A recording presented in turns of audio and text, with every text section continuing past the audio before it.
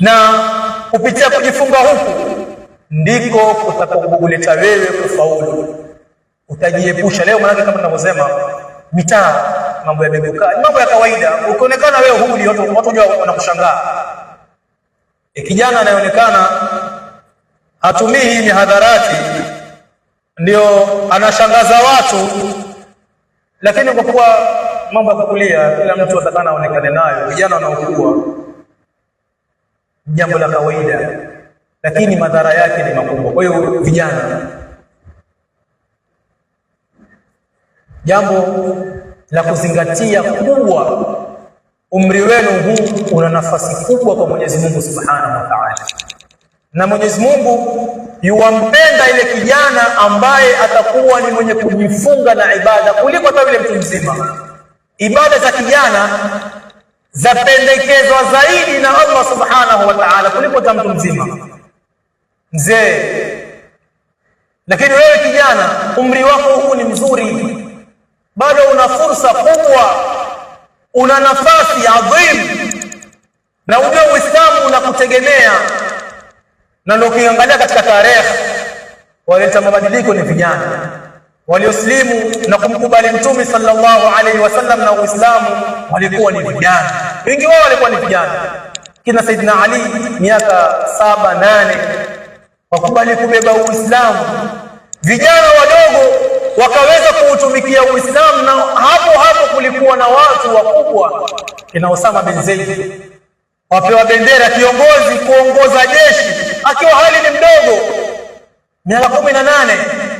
Unao watu waliomzidi umri, lakini maadamu wewe ni kijana ushabale, wewe katika Uislamu sio mtoto, hauhesabiwi katika fungu la utoto, bali wewe ni mtu ambaye ni mukallaf, unakalifishwa na sheria kutekeleza yote. Si angalia bado mdogo. Kina Osama bin Zaid wakaweza kuongoza jeshi, kina Ali bin Abi Talib wakaweza kuongoza jeshi wakiwa katika umri mdogo, na wakaweza kujifunga na Uislamu mpaka ule Uislamu kwa wao ukawa ni tishio. Kwa hiyo sisi kama vijana tunayo fursa ya kubadilika, kujiepusha na hii mihadharati ambayo ndio janga la kuweza kuangamiza jamii. Wale viongozi wao ni kuharibu, wabaki mamlakani katika madaraka, na wajue nani watamweka wapi na nani watamweka wapi. Kama alivyotangulia ustadhi asema, wale wenye kusoma pia ukionekana usoma sana, pia watu hawakutaki kwenye makazi. Ajua wewe utakuja kuleta shida. Unsoma na madigrii yako, kampuni pia ya kuangalia mara mbili, huyu kisha mwajiri manager pale, watu wana madili yao wafanya, na huyu inakuwa ni ngumu. Lakini taangalia wale ambao hawakusoma watapewa kazi, baadaye watakuwa wenye kutumiwa. Kwa hiyo nidhamu yataka sampuli hii. Kwa hiyo sisi kama vijana tujifunge na Uislamu wetu. Yale ambayo yameharamishwa na Allah Subhanahu wa Ta'ala, ikiwemo ulevi kwa ujumla wake, tujiepusheni nayo katika umri mdogo. Ukianza sasa, ujue umeharibu maisha yako.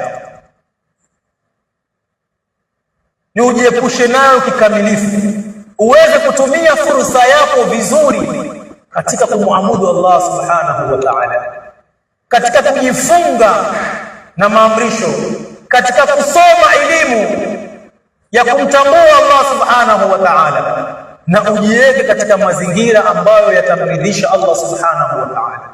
Wazazi wako ambao nao pia watakuwa ni wenye kujivunia na wewe. Mzazi akwambia mimi natamani wafe wauliwe mtoto wake, yani hana ile moyo na hamu. Na hakika mtoto huwa ni ini la mzazi.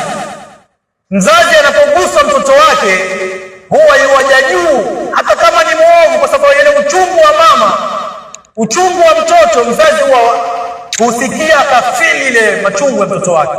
Mtu kumzungumza vibaya au kumkejeli au kumfanyia ubaya, lakini ifikie wakati mama au baba atamani mtoto wake wauawe. Nisikia kauli hizi kwa mzee mmoja, sema mimi naomba watoto wangu wauawe kabisa, sababu amechoka na vile visa ambavyo vifanya pale nyumbani kila siku. Ameiba, baba yuwalipa. Maka tuambia babake alishikwa, mpigwa, baba antongezea, baba yuwalipa. Mara anafanya kisanga fulani, baba anashikwa polisi, baba hawezi kukubali mwanae aende jela, atoa pesa kijana achiwe. Mpaka fika wakati yule mzee amechoka, aomba yule kijana afe auawe. Hii ni hali ya hatari. Sikia mzazi kutamani mtoto wake kufa, jambo baya sana. Na yote nini? Ameanza polepole uraibu na ukampelekea huko. Kwa hiyo umri wenu huu ni umri mzuri, tuutumie ujana wetu katika mambo mema, kujifunga na Uislamu, wala tusikubali kuhadaiwa na hizi fikra mbovu ambazo leo zipo, fikra ambazo za kukufanya wewe kukudharau na kukuona wewe kuwa ni mwenye kukua kuendelea uingie katika sehemu hizi. Haya ni mambo tunatakana tujiepushe nayo, na kufanya hivi ndio wajitengezea mustakabali wako,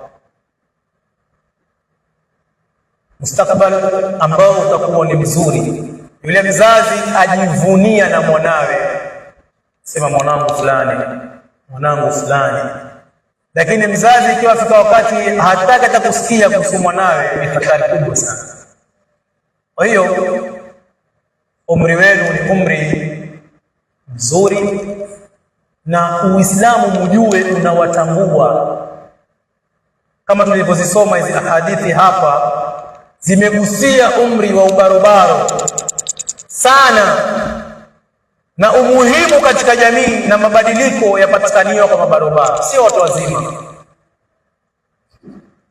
Leo watu wakitaka washikamane na Uislamu wao, vijana, inakuwa ni ngumu kupata vijana misikitini kama hivi leo. Alhamdulillah, upangiliaji wa amali hii imeweza kuwakusanya leo vijana katika sehemu hii, jambo zuri. Lau kama siku kusanywa hapa leo wakati huu, ingekuwa watu katika sehemu tofauti.